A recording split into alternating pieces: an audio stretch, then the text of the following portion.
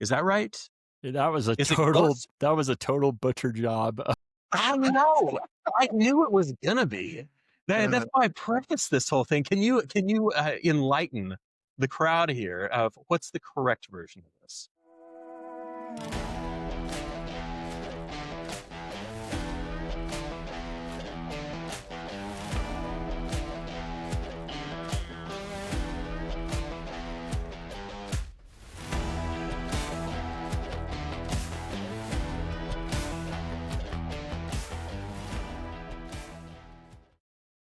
And welcome back to another episode of the Real Deal Landman Show. This probably is not going to come out until the beginning of 2026, but this is our final recording of the year 2025. And of course, to make it momentous, we had to all get together in person except me. Except Jerris. Yeah, which, I mean, by this point, I think people know that Drew gets together with people and goes to their office or brings people to his and then forgets to invite me. And so I'm left on the outside all by myself. I don't like that you're changing it. That's changing a narrative right at the end of the year. We're supposed to be really nice to each other. But yes, like I always like the time where we're able to have people in. You've been in multiple times in 2025. I think we did 3 or 4 different shows here in Oklahoma City. At least. Maybe Yeah. at least. And then we were together on a lot of these. It's so nice that I don't want to say that I make the effort to make this into a big production thing. And you never invite us to Colorado Springs, even whenever we have a guest here, maybe from Colorado, that's only 40 minutes away from you. I know that's one of those things that would have been really helpful to know yesterday. It kind of goes into the planning of these episodes, doesn't it? One of our poor guests traveled all the way to Oklahoma City just to be there with Drew, whereas our satellite location was 20 miles from his house. These are the run. That's right. Yeah, our next one. In your defense, we didn't ask.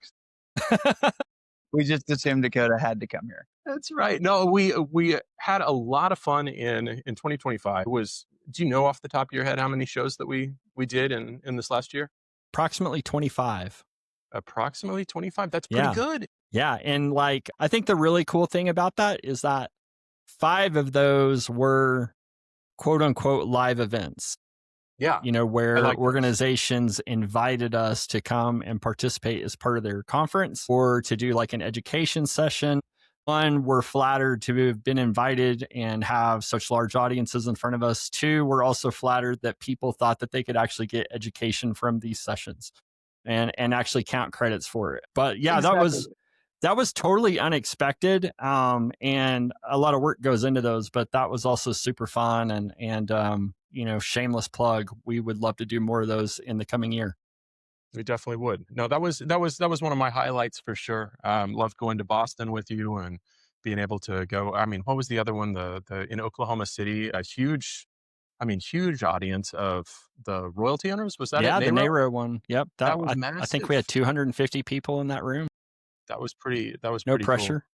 Cool. Yeah, no pressure at all. Kicking off the conference, but to the very the educational side, to the interview side, starting this thing off and doing it kind of as a recap of every show that we had. We would do 15 to 20 minutes of a rundown of every bit of the Landman on Paramount Plus show. I think that was fun, but I'm so glad. I mean, tell me if you are or you aren't, but I was so glad that we kind of morphed this into more of a finding out the backstories, finding out very interesting people in the land space and beyond. We've heard I've gone back, I've rewatched a lot of the old episodes of people that we've met kind of along the way. And it really has been, it's awesome to hear the different stories of how people have advanced in their careers and what the land space has really brought and afforded different people. It's absolutely fascinating career path. Yeah. And one of my favorite stories that we heard this year, and it was off camera, it came after the fact, but one of our guests who messaged us and said that a mineral owner that he had been dealing with acted like he wanted his autograph and wanted a picture because he was famous because he'd been in our podcast. It's the fact that somebody who isn't necessarily connected to our landman community also knew about it and was listening. And we talk a lot about networking and relationships and things like that on this show. And it just gets proven time and time again. The opportunities that have been created for people who have come on the show and have seen like tangible results with job opportunities or work opportunities or making connections. And it's just been fantastic. I mean, we both like helping people, and this has allowed us to do that in a really fun way. It's a good platform for sure. I mean, Jerris, I know between you and I know you would probably consider me like your best friend. I mean, I'm kind of feel the same. I mean, maybe not as much, but you're talking about networking, and we're talking about like on LinkedIn, like between you and I looked the other day, and you and I have over 1,200 and like, I think it was 1,270 connections in common. So those are all the different people that we know in like the first connections. The man seated to my left here, Mr. Alex Wolfe, and I have 1,000 and something connections. And he's like the second in line of he and I share the same number of connections in the industry, which I think is worth noting on this show. So I think that's a decent and very odd introduction to our guest today. And that is Alex Wolfe and Dakota Lewis. We are so happy to have you guys here. Dakota joins us from Colorado. Castle Rock, Colorado. Castle Rock, Colorado. And you are located here in Oklahoma City? Yeah, City, Oklahoma. But why do we know so many people? Like, first off, well, what is the common thread here? Is it the Chesapeake connection? I think it's the Chesapeake connection. It's got to be, right? Yeah, I would say that's definitely it. It's definitely got to be. And you worked at Chesapeake what years?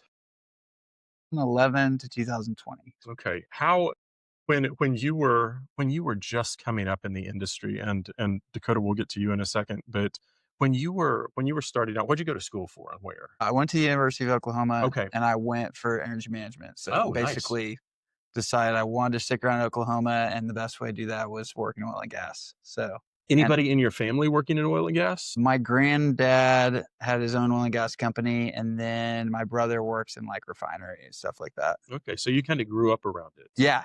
My mom still has mineral interests. You just, when you grow up in Tulsa or anywhere in Oklahoma, you grow up knowing about oil and gas or knowing people that are in it. So I also quickly found out that all of my friends were going into oil and gas. So that didn't hurt. And I can't do math. So engineering was not a path for me. So landman seemed to be the best. You're in good company. Yeah. Yes. That's too funny. So you decided kind of early on and like never wavered, never like just energy management was really kind of the way that you wanted to go, or? Yeah. Once I decided to declare a major, was the way I decided to move forward. So no wavering. Was obviously really fortunate to get a job right out of school. Yeah. And that was straight into Chesapeake? Yeah. I went straight to Chesapeake upon graduating and stuck around there for 9 years. What was because that was in the absolute heyday. So you were going up against a lot of other people that were going for the same job. Yeah. What was kind of the experience of just that whole, because it was a whirlwind of trying to get on there. What was kind of the opening of meeting everybody, going in for the interviews and everything like that? Was it as you expected coming straight out of college? Yeah, I didn't really know what to expect. So how I kind of got a foot in the door is I was actually working for a broker out of nice. Blanchard called Land Services, and was working, basically they taught me how to run title. And so I was actually working on Chesapeake projects, and I think a position came open at Chesapeake and my boss recommended me. So I got basically a call, and then I applied online, and I drove up to Oklahoma City and I interviewed with Lester Zitkus in his office one-on-one. Scared to death. She scared me to death. I was like 23. Lester's a super nice guy, but big dude, deep voice. And I was just like, oh God. But it went really well. And then was fortunate enough to get that first job. And they were like, well, so you're going to work West Virginia. And I was like, I don't know anything about West Virginia, but I'll do whatever you guys want me to do. That sounds great. So I was Googling like Marcellus Shale and trying to figure out what's going on. Funny. And back and forth to West Virginia a lot? Yeah. So back in those times, like Aubrey really wanted you out in the field. So probably every 4 to 5 weeks I was traveling out there. It was really eye-opening for me. I hadn't really ever been to that part of the country. A lot of great stories. I always say, I think it set my career up nicely, because if you can work West Virginia, you can work about anywhere. So it was a lot of fun experiences. It was a great team. There were just great people at Chesapeake at that point. So high expectations though. I always tell people there's nothing like getting a report back that has Aubrey's handwriting on it that you wrote that is critiquing you. Nothing gets your adrenaline going quite like that. That is absolutely the truth. So now I want to get Dakota. So you grew up Sulphur, Oklahoma. Very similar kind of, probably seen a lot of oil and gas growing up, right? Yep. And then where did you go to school? University of Kansas. University of Kansas, and studied what? Psychology. Psychology.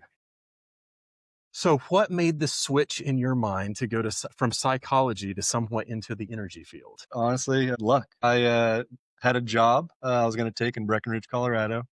And a couple days before I was going to take off, Ella McDonald called me and said, "You want to do some land work?" And I said, "I don't know what that is."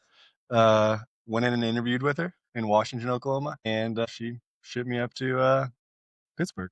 And you said right after you graduated, you got in the car and drove up to Pennsylvania and kind of the Ohio area too and everything. And so what was that like? Just being able to, I mean, that's going in just head first. Not knowing anything. I was like, I don't know if I'm drilling wells. I don't know what. She told me to take a notepad, and I took a notepad. And yeah, I mean, started working Greene County and Westmoreland County in Southwest PA. And then when the Utica kind of took off, we moved into like that, I don't know, the upper portion of West Virginia. It's old Daldridge, and then Guernsey, Belmont, and Harrison, Row area, and Eastern Ohio. And your main focus was like title, like curative, right? Curative, title, leasing, surface, anything we can kind of get our hands on. Just any of that connect over with that psychology background? Talking to landowners, but I mean, growing up in the South in a small farm, you're already kind of second nature. Sit at the bar with many people at a young age, and I feel like you can talk with anybody. I think that's a stinking good thing to have, Jerris. You think psychology degree would be pretty good for going up in West Virginia and Ohio and everything? I was thinking about Dakota, like trying to figure out what land work was. And I'm imagining, I mean, I'm sure this happens now. Obviously, we're not in the same kind of land grab boom that we were before, but I'm sure there are still people who are exploring the option or opportunity to become a landman, and their research for it is to watch the Landman TV show. Yep. And like, that's what they're expecting. Like, oh man, my first day on the job, a well's going to explode. I'm going to lose my pinky finger. Yeah. That's what I was telling somebody the other day. I was like, as a layman, I have never ran with a wrench and shut off a valve and then had to cut my own finger off. So if that's what people are expecting, they're going to be pretty sorely disappointed. I feel like I earned some street credit in my neighborhood in Castle Rock, Colorado. Everyone's like, "Wow, I did not know that's what you did." It's like, I do.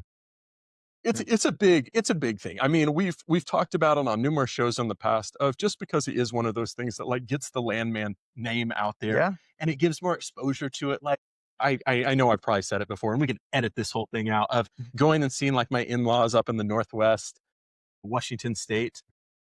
My father-in-law absolutely loves to introduce me to people of, "This is my son-in-law. He's landman, like the show, just like the show." And like that happened not a week and a half ago. Of they're all asking questions just because that's their frame of reference, and it's just, I don't know. It's funny. I will say he cut his pinky off in season 1. In season 2, I don't know if you've noticed it, but that pinky's grown back, or they're just not CGIing the thing out as much as they need to. So just throwing that out. That's the tidbit of the show for the day. I mean, that's the plus of drinking the radioactive water that exists in Midland, is that things will sometimes grow back. That's right. Yeah, I was going to say, so I'm like notorious for being able to drink tap water anywhere. Wherever we travel, I'm a savage. I drink right out of the hotel sink. I do not care. And before I went out to Midland, everybody was like, "Wait till you get to Midland." And I was like, I've never been to a place that I cared. Yeah. And I got to Midland, and I filled it up. And I think Dakota was like laughing, watching me. And I was like, "I don't care." And I drank it, and I looked down, I was like, "Nope, can't drink it. Never mind. This stuff is not good." I got defeated. The legendary Doubletree. Yeah, that's where. Yeah, I was just like, I can't do it. Never mind. Everybody was right. I was wrong. I don't know what they do to it out there. Like, I can't. I've never tasted anything like that. It's got a color too. Oh yeah. I mean, which is one of the biggest things. If I'm like trying to explain it to people, and I'm like, it does have an actual color and the Midland flavor to it. So whatever the Midland flavor is, yeah. Growing up in Sulphur, Oklahoma, sulfur water. I mean, yeah, got a nice punch. You would have. I think you would be like a professional water taster, like Sulphur, Oklahoma, Ponca City kind of too. We've got the refinery there, and we've got a lot of springs, and like there's a lot of something going on with it. But oh yeah, like you've got a refined palate. You can tell us about these different waters here. Yeah, he can call it, or at least that one. I cut you off, Jerris. I'm sorry. Go ahead if you had something. No, it's going to be lame now. Just move on. I lost track. We're talking about pinkies getting cut off. Well, so we've established like where you guys came from and where was the connection that pulled you guys together? Where did you guys first meet? So a couple of Dakota's childhood friends that he grew up with were in the same fraternity as me at OU. And Okay. actually one of them also went in the industry. So we had known about each other for a long time and had kind of met off and on for a while. And then I actually needed some help on a project in an area that he was in and worked and had experience. And so I reached out to him and we worked on that project together and then just continued to working on projects. And that relationship developed and we realized, with our different backgrounds, he's kind of my yin, my yang. And yeah, it's gone from there. That's perfect. And so you guys established your company, 3 Point Land Mhm. Services, right? Yep. Yeah. And that was in 2023. 2023. Yeah. Okay. Okay. And tell us a little bit about what 3 Point does. So we're what we'd say a full service brokerage, Okay. leasing, title, curative.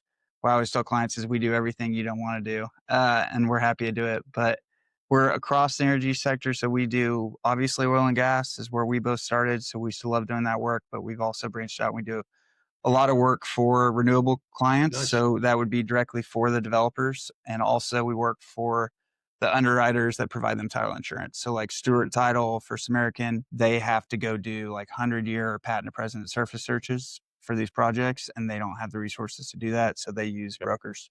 Interesting. So yeah, it's been a crazy ride. Honestly, we were looking at it the other day. I think there's only 4 states that we have not worked at No this point. kidding. Yeah. Hawaii, Alaska, and maybe like Vermont or something. Vermont, Yeah. New Hampshire. I mean, yeah. Yeah. So, and that's just because of the renewable industry. We've been forced to basically go everywhere. What has been the biggest challenge with the renewables? With the landman kind of background that you've got, what's different or what's been something that you guys have had to kind of learn on the fly? What do you think? I mean, just changing. Like again, whenever you start out running title in Pennsylvania or West Virginia, you can run title anywhere. Okay. But then you go to a podunk town in a state that, I mean, you call the recorder and say, hey, I'm here to run some title. And are you grantor grantee? Are you section transfer and track books? And they can't even tell you. No kidding. Like we always joke, like we call the recorder twice usually. Like I'll write my notes down and he'll call and we have the exact opposite notes. And it's like, did you talk to the recorder? It's like, yeah. It's like, yeah, I don't know. It's just no clue. Yeah. That's interesting. And also a lot of these counties, for your oil and gas counties, like the recorder's been around, they know what's going on. Right. So when you call them, they can tell you exactly. You'll call some of these counties and it almost is like no one's ever called them before. Just because there's never been a real reason to go out there and run title. And now that renewables are coming in, Yeah. like it's a completely They get different. annoyed. They get annoyed when I'm you're sure. like, hey, I'm out here to run title on like 300 tracks and I'm going to be here for like 6 months. They're like, what? And we're like, yeah. So it's kind of, yeah, that's a big challenge, I would say.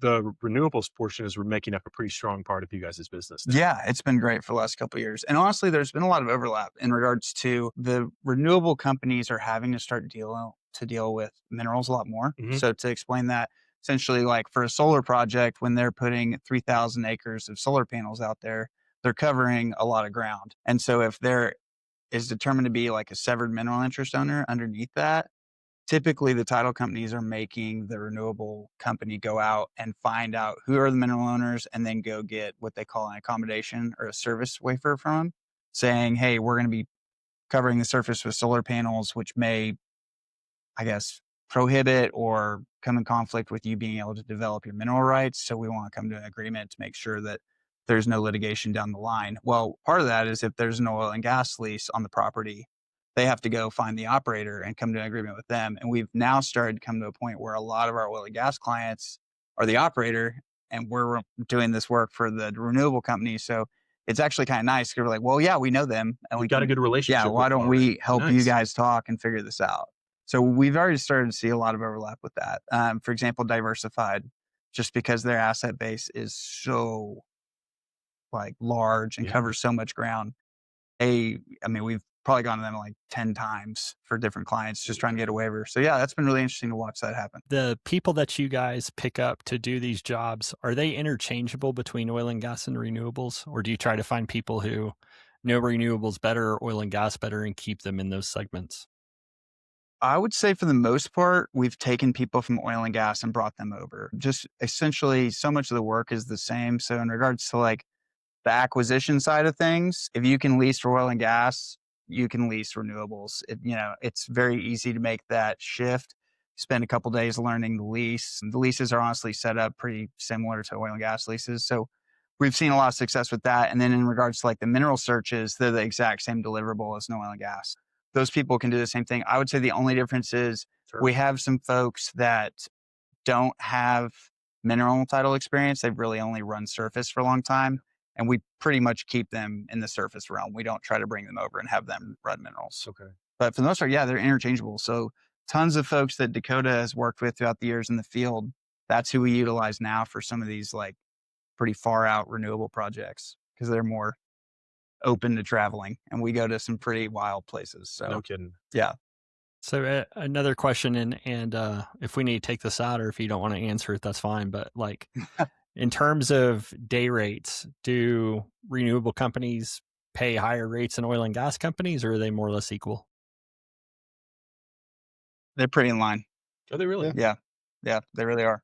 Yeah, no, pretty much the same. I would say the only difference between the two is that typically renewable companies, when they give you a project, they ask you to bid it up front, which is a huge portion of Dakota and I's job. Is we just get these emails from clients that are like, hey, we have a new solar project in Weld County, Colorado. Can you quote running full mineral title on 20 parcels? And we quote it, and we have to stick to that bid because their budgets are so much tighter, or I don't want to say tighter, but they have to stick to them a lot more than oil and gas companies typically do. So we have to live or die by that bid, which is something that's been interesting for us.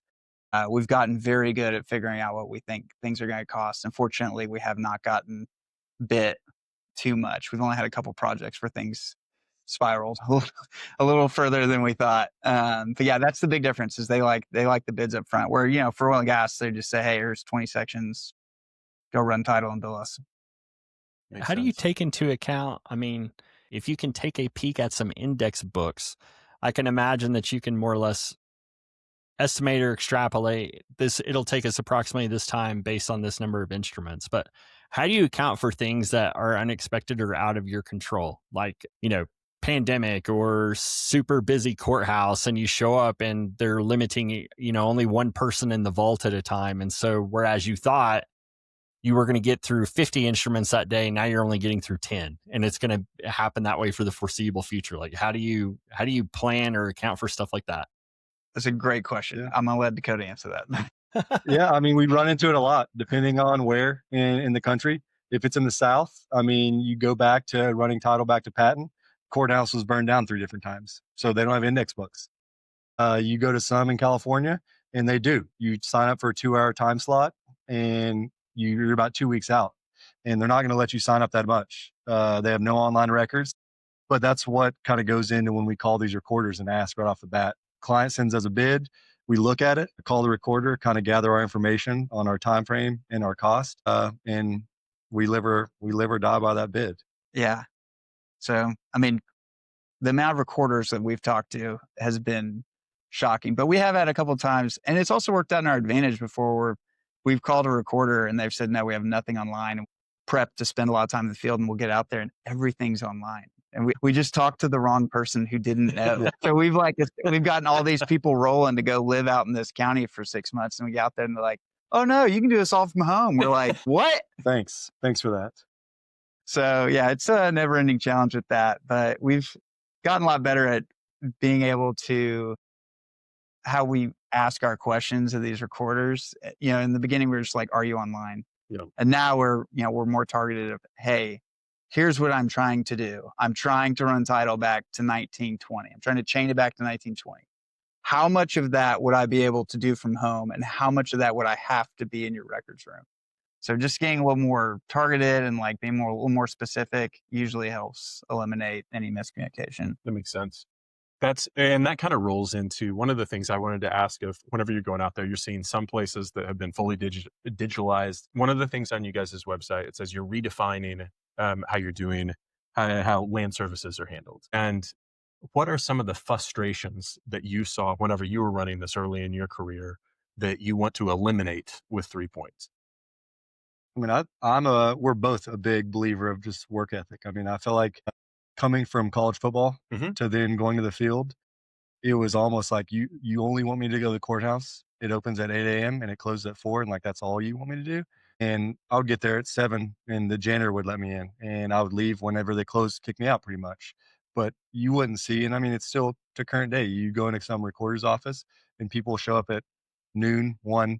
They're there for an hour, and then they leave, and it's like I don't see them for another 3 days, and it's like, well, you can only do this. This courthouse is only boots on the ground, the title. Like you can't do anything online. So what are you doing? So yeah, it's people's. I mean, they definitely don't put the time in, and I feel like whenever we are on these budgeted projects, like we know, like if I sign you a one parcel project in Georgia on a Monday, it's like come Wednesday, I should have something. Yeah. And I think it holds people accountable to, hey, here's what we have to do. And yeah, I expect about a 3-day turnaround. Whereas sure. like, I don't think people are really held accountable. Do you see anything with what you guys are doing and courthouse work? The thing that Jerris and I always talk about whenever we're talking to different people is how AI is kind of infiltrating every portion. Are you guys seeing things in the courthouses that is starting to implement? I wouldn't say in the Or leading the way? courthouses, like in the courthouses, but we are starting to see like programs that we're looking into as well. I don't think, I can't say never, but I feel like it's going to be a while before any title company or anybody would Yeah. fully trust AI to run title. I think they're always going to want, or for at least the foreseeable future, they're going to want that human oversight at the end. But we are starting to see programs that can really speed up the process. So there's some programs out there going back to like, a lot of our folks are in the field, like that aren't working from home. They're out in the courthouse. They're trying to get as much done as possible in the courthouse because they don't want to be out there. So they're just grabbing all of their documents all day long. Well, then they got to go home that night and they have to sit there and actually type out their run sheet.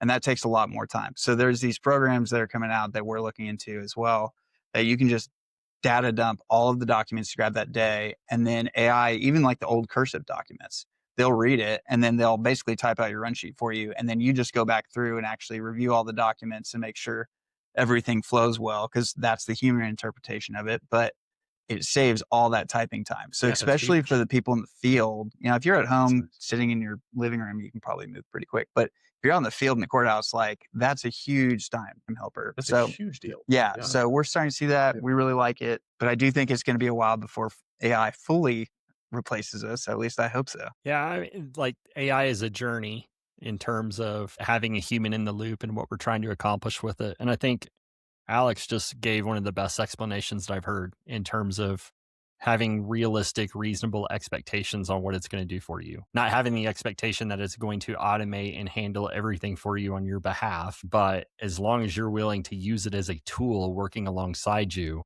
you're going to see incremental savings that stack up. Yeah. Another way of looking at it is saving keystrokes. Yep, And agreed. keystrokes take time. Not a lot of time, but every keystroke takes a moment of time. And if you can utilize AI to be able to minimize the number of keystrokes, you can start to realize some pretty significant savings and gain some pretty significant efficiencies. Agree completely. And the other thing is we have some examiners who work for us that are a little older.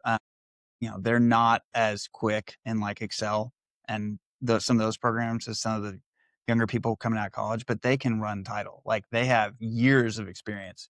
So these programs are game changers for them, because the biggest thing that holds them back is they just aren't really great at navigating like Excel or run some of these computer programs, but this eliminates it for them. They can do their thing, which is essentially hit the courthouse and grab as many documents as they can. And then these programs are going to take care of all the typing, the keystrokes, and then they just need to use that skill set that they have to review the actual documents. Perfect. So I think it's going to be a game changer for them. And we're probably going to try to really push that on some of those folks. That's fantastic. No, it really is exciting to see all the different programs that have come out just in the past like 3 years. Yeah. It's been an absolute boom, and it's been really fun for us to be able to review a lot of those and see what kind of is making it in the next few years. So, Do you guys have a excited. favorite that you've seen so far?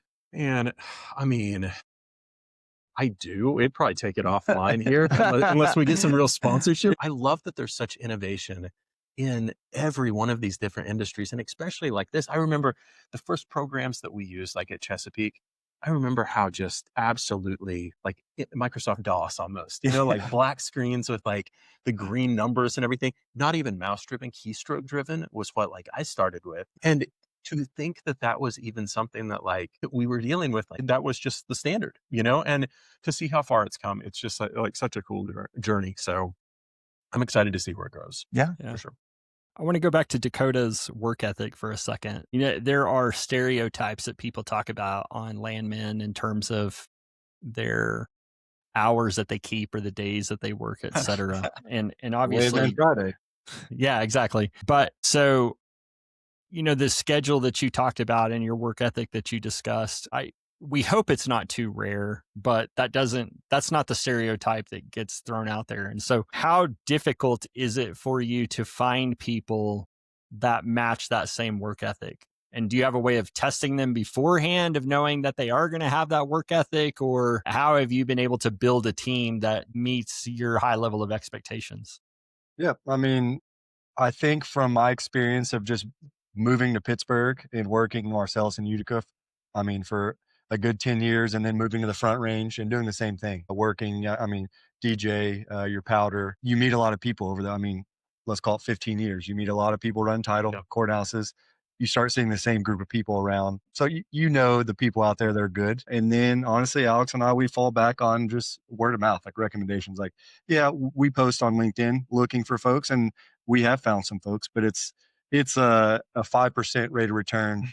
You hire 50 people on LinkedIn, and I mean, do you have one? Do you have two? Like, what's your rate of return? Like someone that's actually really stands out that like, wow. Because I mean, all the good folks, they might have jobs, and yeah, you keep good folks. So there's that. But we love reaching out with our network and just asking, hey, does anyone know good folks? I mean, good experienced folks that know what we're looking for, and we've had great success. And I mean, once you have your crew and your groups, you can grow slowly. I mean, people will work, they want work. They hate the thought of like not having work. So it's like, hey, here's what we need to accomplish, and I can either give it to you or I might need to hire someone else. Or no, I'll take it. I can handle this. So definitely, we've had really good luck with just reaching out within our group of contractors and asking, hey, we need some work in Louisiana. Does anyone have any folks? And we might get 10 resumes that come in, and we'll give them a shot. And if it works out, great. If not, we part ways and just kind of nip it in the butt early. Cause I mean, we've had a lot of, things that didn't work out, but very quickly because we give you a parcel on Monday, piece of land, and come Wednesday, Thursday, it's like, I should have it. And right away, whenever you start getting some excuses like, oh yeah, I'll give it to you. It's coming. And it's like, well, can you send me whatever you have right now? And it's like, just nothing there. No, we have little things too. So going back to what Dakota was saying, we have had really good success with just reaching out to our network. We've had a lot of success with our folks of we'll pay them a referral fee. So essentially, if you refer somebody and they work out for 2 months, we'll pay you a little bonus on that. So that motivates them because they're not wanting to recommend somebody that they don't truly think is going to work out, because then they don't get that bonus. So that's been really helpful.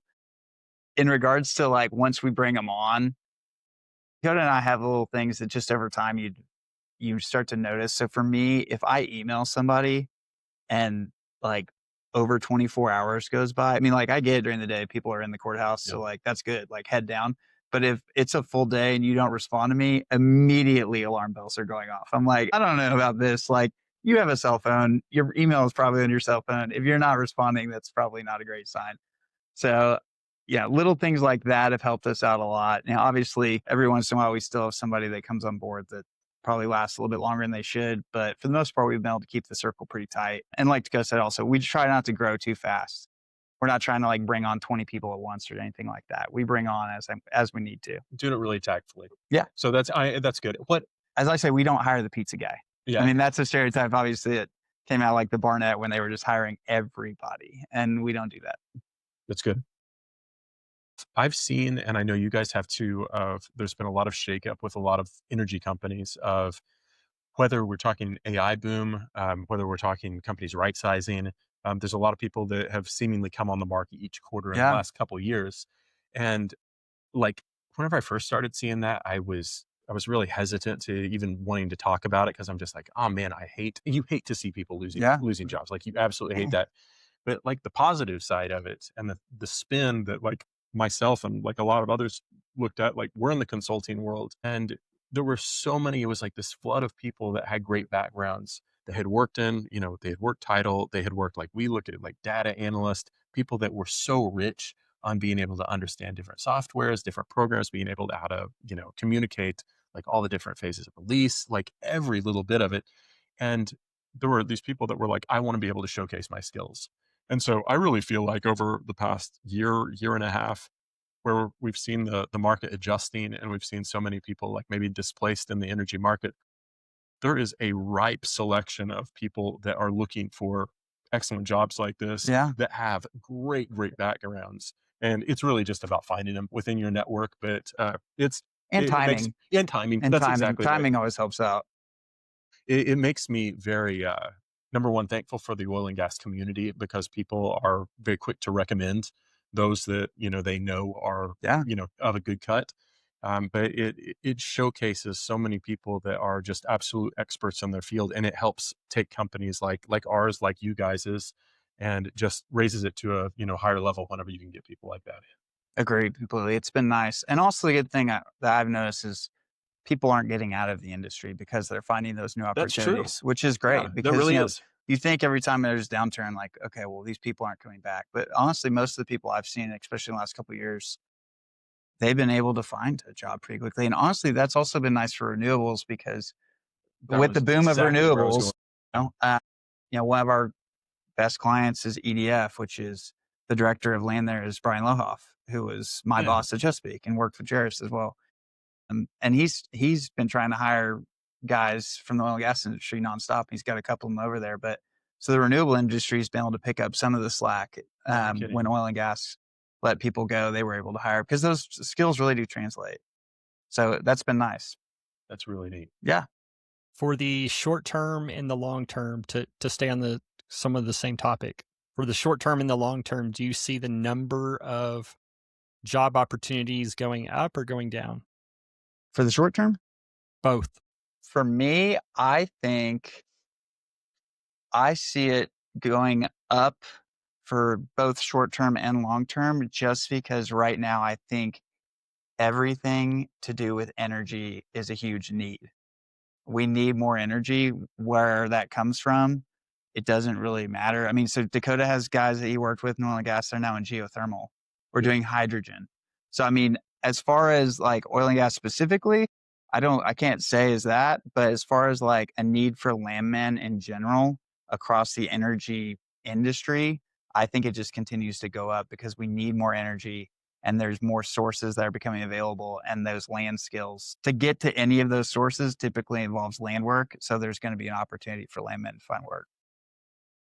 Agreed. That's an interesting perspective. I mean, and I feel like you guys have a great pulse and touch point on trends and what's happening in multiple sectors of the energy industry, but also across the country. So another question, you guys each have your various backgrounds and your perspectives.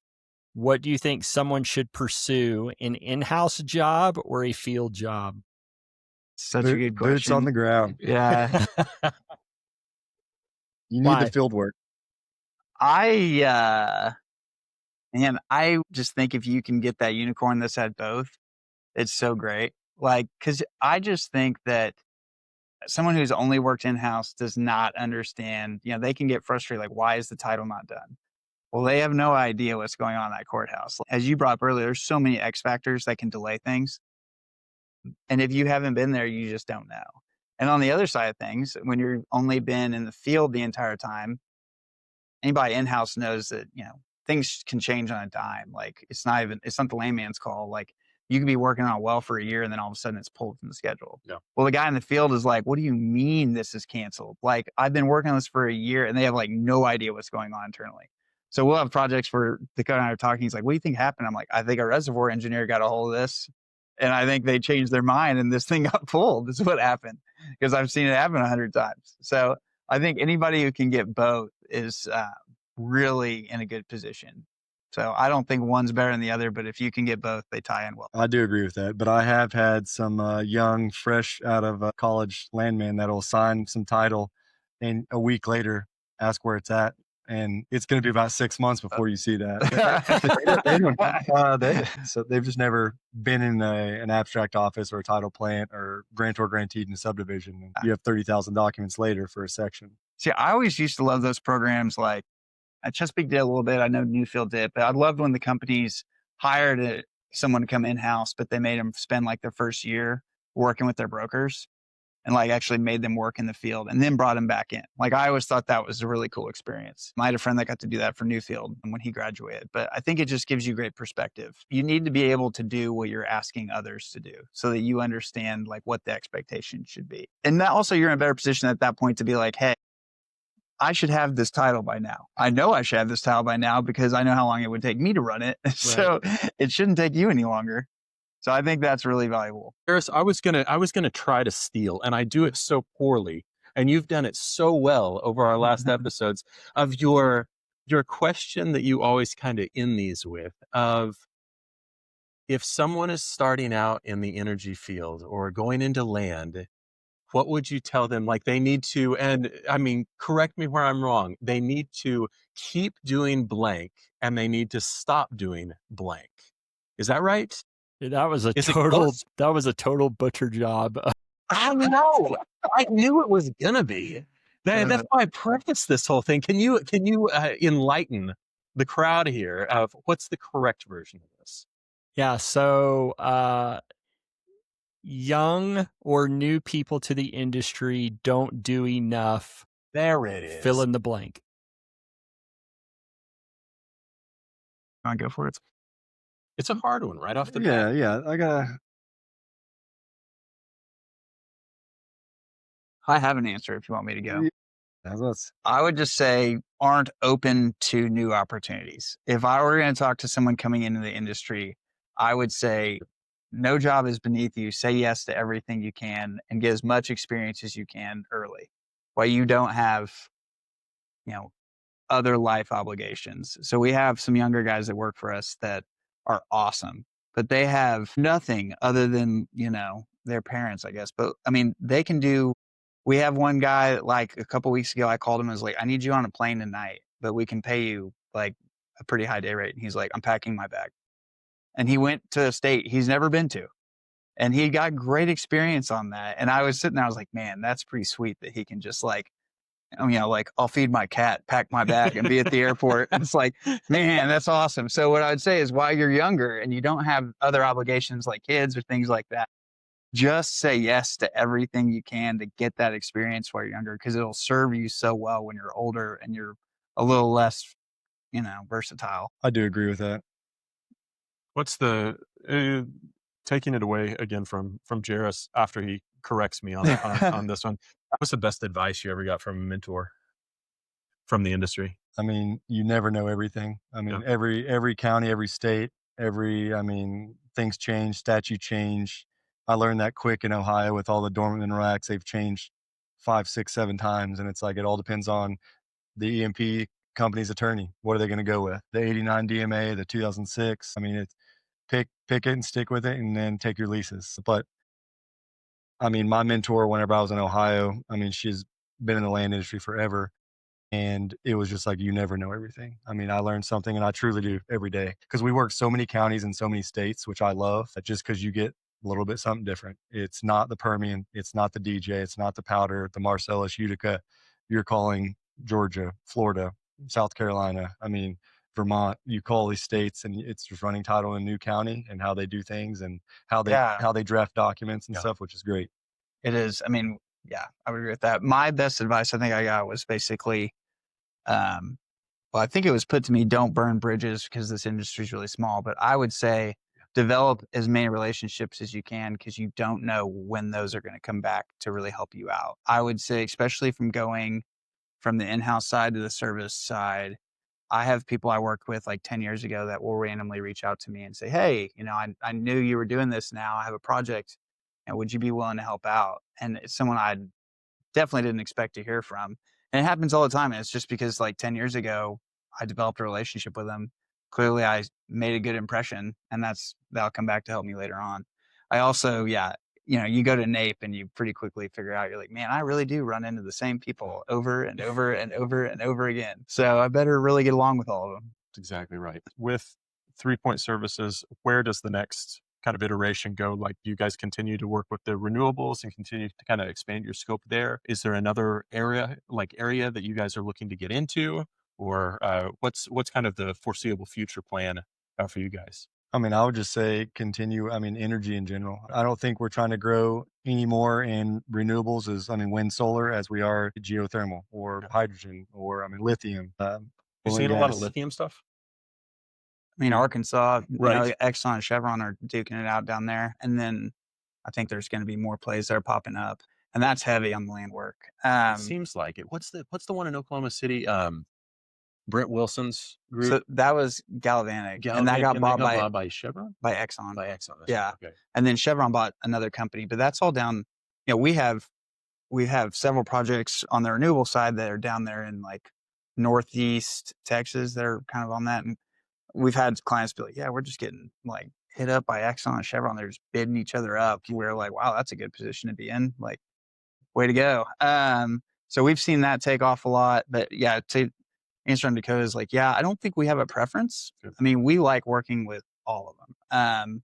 And land work is land work. It's obviously slightly different depending on what company you're working for, but I think we just want to continue to grow in energy. I think we'll also start to focus more on, so I read an article, I can't remember what newspaper it was, but essentially it's talking about how there's such a shortage of pipelines in the US and that there's going to be such a large capital investment in new lines in the next 10 years. And so I think obviously we already do some right of way and transportation work, but like I think we'll try to focus on that as well, just because I think that'll be a huge growth in the US. But yeah, no, I think pretty much we're on a good path. We're just going to keep moving forward with it. It's really good.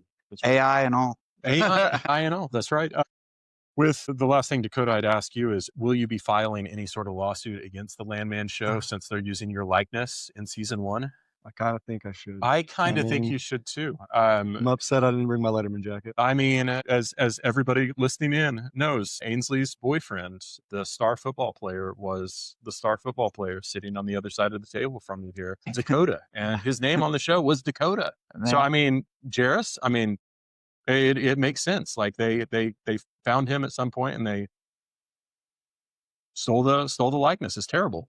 These things, I hate to see these happen. I wish we could pull up a photo. The guy really does look like a younger version of Dakota. It really is funny. Long hair, Letterman's jacket. He did play quarterback. He played linebacker, but still, Yeah. the similarity is it's there. close enough to where I think Same we can thing. get Oh, a yeah. lawsuit here. Absolutely, it's close enough. Well, if people want to find you guys, if they want to reach out, what's the best way to get a hold of you all? I would just go to our website. Okay. That has our contact info on there. Yeah, that would be the best way. That's really good. Jerris, any last word of wisdom from you from Colorado Springs?